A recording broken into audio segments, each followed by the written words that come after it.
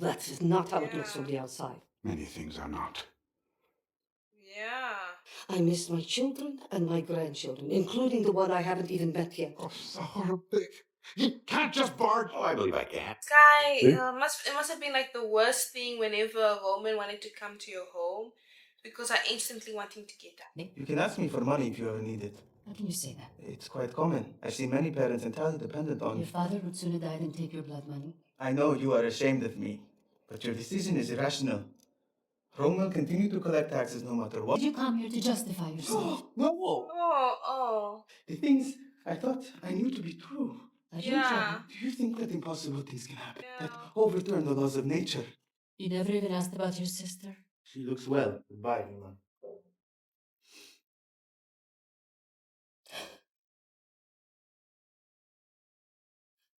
Mary is an excellent judge of character. She has known some of the worst kinds of men in this world. You should trust her instinct. Yeah. Like I said, Peter is so ruled by fear. Can you keep her quiet, please? No one needs to know I'm sick. I can't tell her not to cough, Simon. I just don't want our burdens to become his, okay? I don't want to be the one to distract him. He's made up his mind about you. Yeah. Thank you. Thank you. He's insecure and afraid. Are you sure you don't want me to come? The more eyes watching the streets for trouble, the better. Peter's always so ready for violence. I don't know why I expected Jesus to turn around and say, "We meet again." So, I was expecting that, yeah. Thank you for trying to help Mary when you did. It was no help. You were meant to be there. Yeah, you were meant to witness that you did your best and you fell short. So I could fail miserably at an No. exorcism in the Red Quarter. If you had not been there that day, would you be on this roof tonight? No. The lighting in The Chosen is actually so beautiful. Like the practical lighting of having candles. It's very realistic. Obviously, they don't have electricity, but I find it so beautiful. Like the harsh shadows. Like there'll be there are several scenes where there'll just be candles everywhere. I love that so much. Like it must have been like difficult to film something like this, because or any historical fiction thing, because it's not a you can't use like electricity at night, so you have to find creative ways to still light people, and this is how people looked back then. Oh my gosh, it's so nice.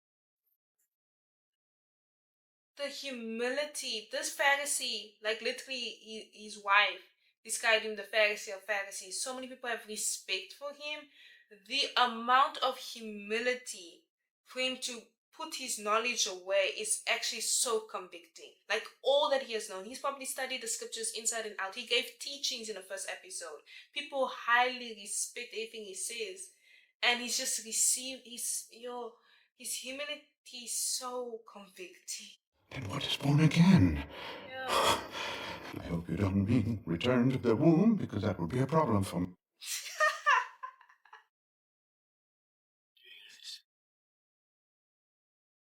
The wind is gonna say is he gonna say about like the wind blows but no one knows what's a verse? I swear every time I watch The Chosen, it's like all the verses I know just jungle up.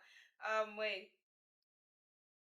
It's like the wind blows, no one knows where it came from or where it's going. So it will be okay, I forgot the rest of the verse. But I wonder if he's gonna say that.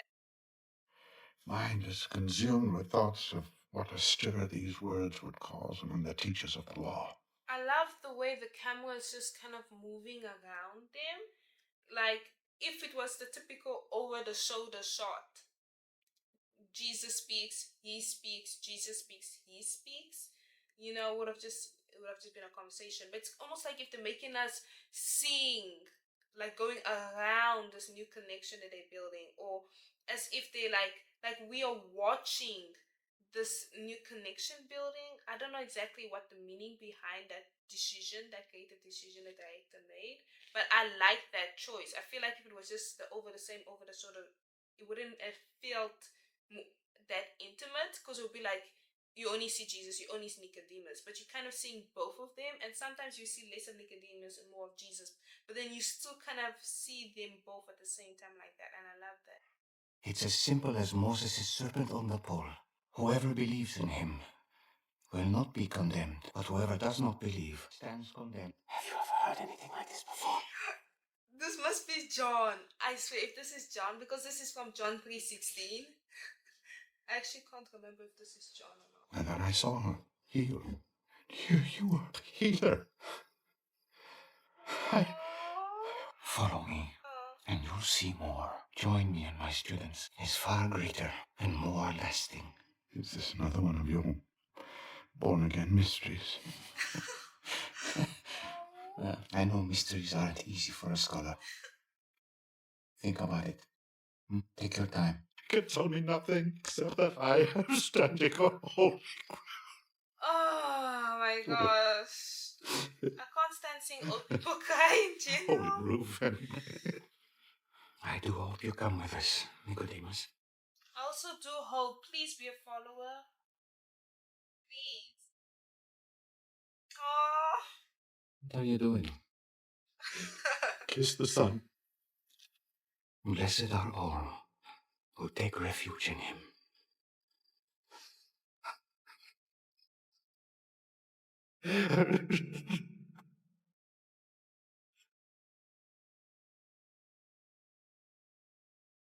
Mother of a son with talent like yours should be proud.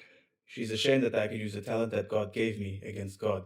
You found a way to make a living doing it. It's that simple. No, but it does matter what you do with the gifts God gives you. And I like the fact that the mother called him out on that.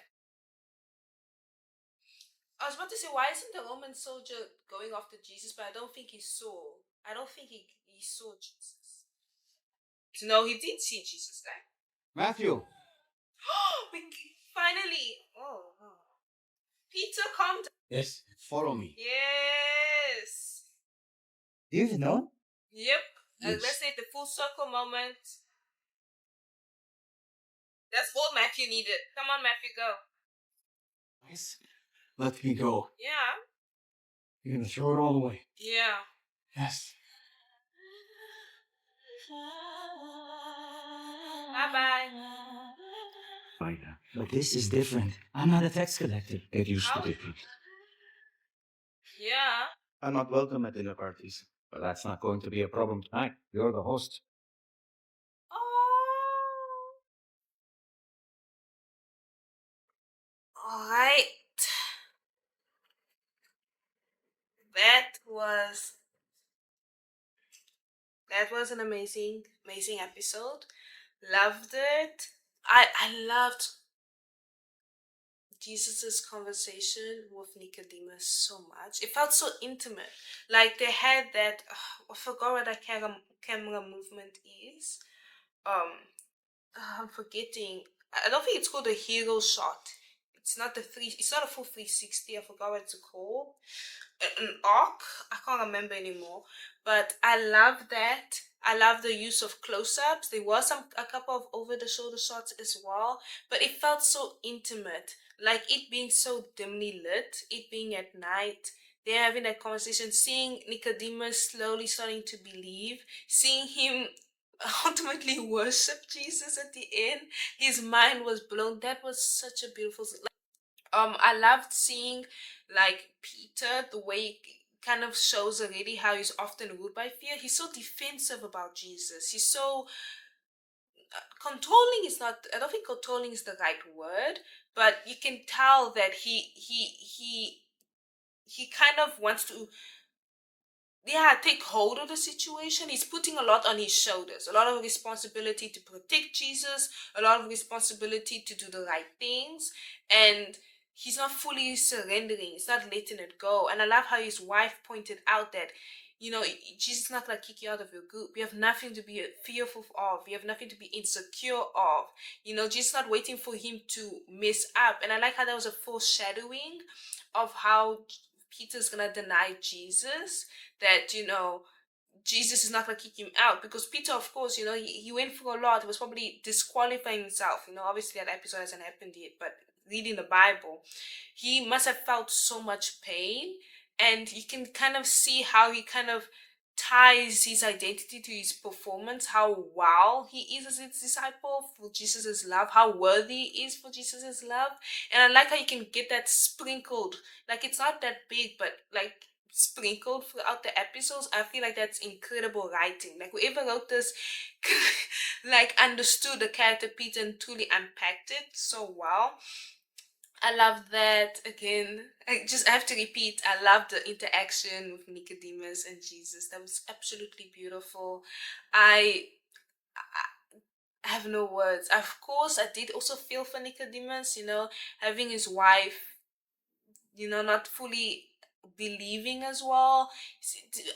But I can also understand from her point of view, if your husband just all of a sudden started following this person, of course you'd be concerned. He's a well-respected man. You want him to protect his reputation at all costs.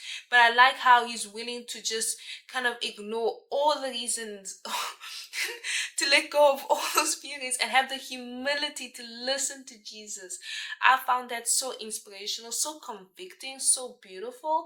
Like every time I'm watching The Chosen, it gives me the biggest desire to read the word. Like I'm pretty sure when they came up with this project, they must have prayed over it so many times, praying that whoever's gonna watch this Chosen it's gonna bring them to desire to read the word and to understand the word, because that's what it's doing to me. Like every time something's happening in The Chosen, I'm like, is it in the word? I have to read the word. And I like how it's pushing me to want to pursue and understand the word a lot more. I like how they also bring Old Testament elements. Like earlier when I watched the other episode, they were singing the Psalms.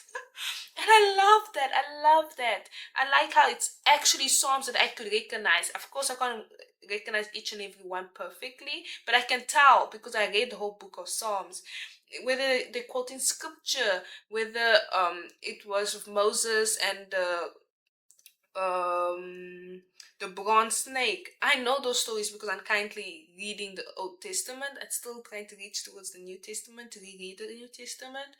But like I can pick up on all those things. I love the fact that they reference scripture again. Like you can tell that they actually did their research. They took time to like incorporate how the Jewish people would live, because they had the Old Testament only. So I love that so much. I like that the fact that they pay so attention to the scriptures and to details like that.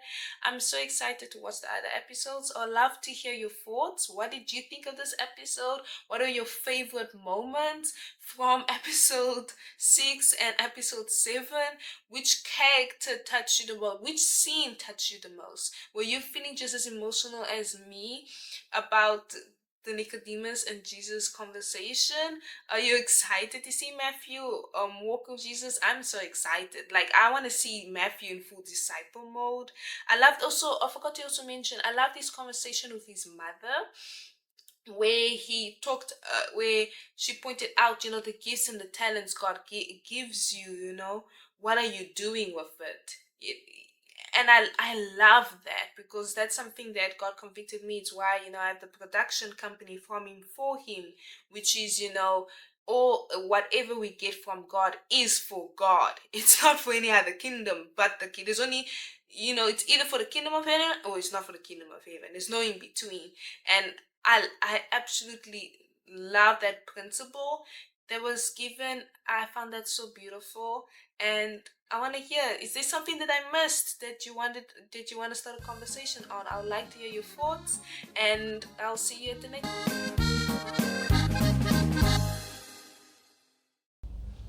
The man in the coil, the pillar of fire.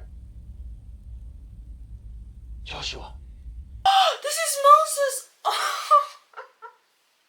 Why did it take me so long to realize this is Moses? I was about to be like, I was so confused. It's because I can't read these BCs before Christ. Yeah, I'm struggling to picture what they mean by when they say like 13 something BC. That's why I was so lost, because I was thinking now, what is happening? I don't remember the bronze snake being in the New Testament unless I was wrong. But then I was like, oh, this is from the. I'm like, okay.